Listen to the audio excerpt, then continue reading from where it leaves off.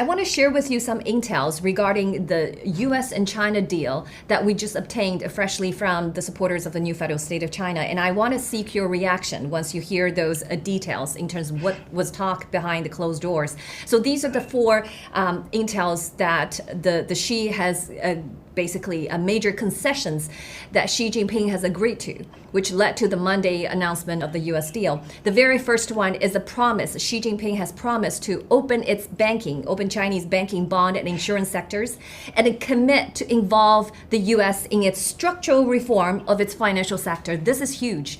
And the second is agree to resume rare earth exports and allow US investment in strategic and defense sectors.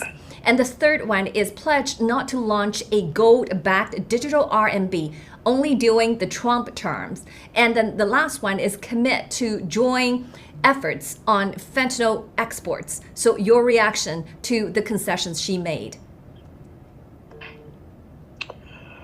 Well, I want to see the whole thing. As you know, I'm an adamant part of the takedown of the CCP, the takedown of the Chinese Communist Party by helping Lao Beijing.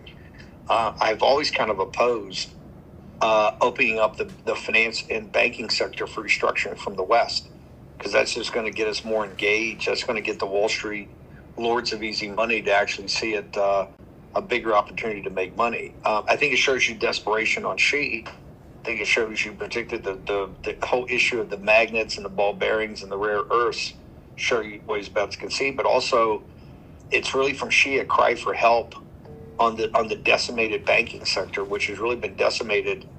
First of all, by lending to these to the state-owned industries that have them upside down, but most importantly is to real estate, where they've essentially crushed the emerging Chinese middle class that have had their net worth crushed by buying real estate that is now 50 cents on the dollar what they bought it. So all of these are massive concessions. Some of them may help the Chinese Communist Party more than I think is necessary. Particularly a restructuring of the financial community is what the CCP needs, and they can't do it on their own. The reason they can't do it on their own, you need an infusion of new capital.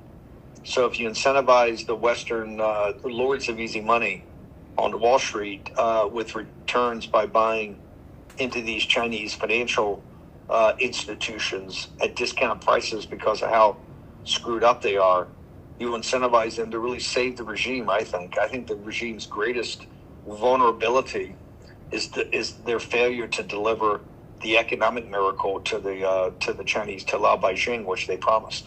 But those are huge.